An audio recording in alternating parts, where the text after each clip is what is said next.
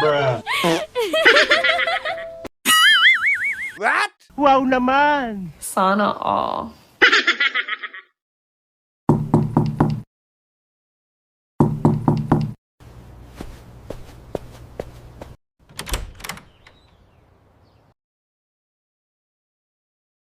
Hello?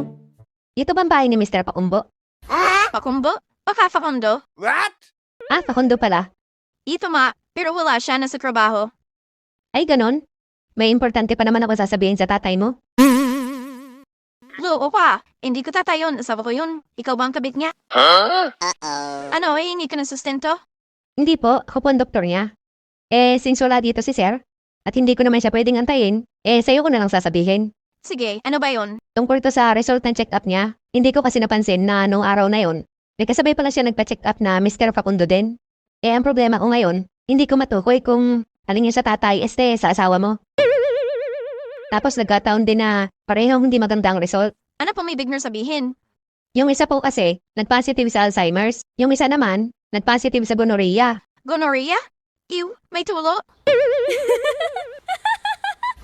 Ganun na nga, siguro yung nakadali ng sobrang ganda. Kaya isang linggo na may nalabas pa. Wow naman!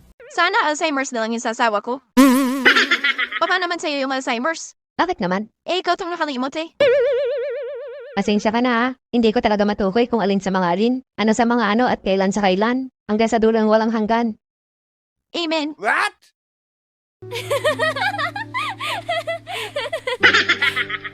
Kung ulitin na lang ba yung check-up? Pwede naman. Kaya lang baka busy yung asawa mo eh. Tsaka palis din ako bukas. Magbabakasyon ako. Mga 1 buwan pa ako bago makabalik. Ganun?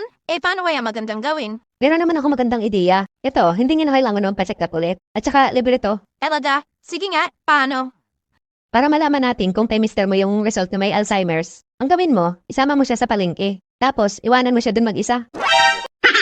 Tapos, Pag hindi na siya nakauwi, ibig sabihin may Alzheimer siya. oo nga no, pwede.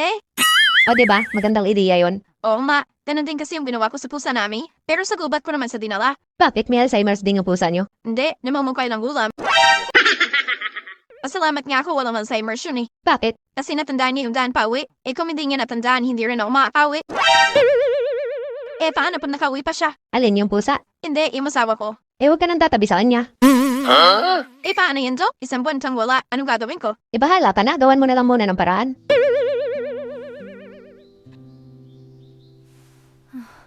Alam ko na. Naalala ko may balot pa na pala yun. Hilahin ko na lang pala yung balot. Tapos tatalihan ko ng paper tie ang dulo. Bakit? Baka naman hindi makaihi yun. At least hindi tutulo. What?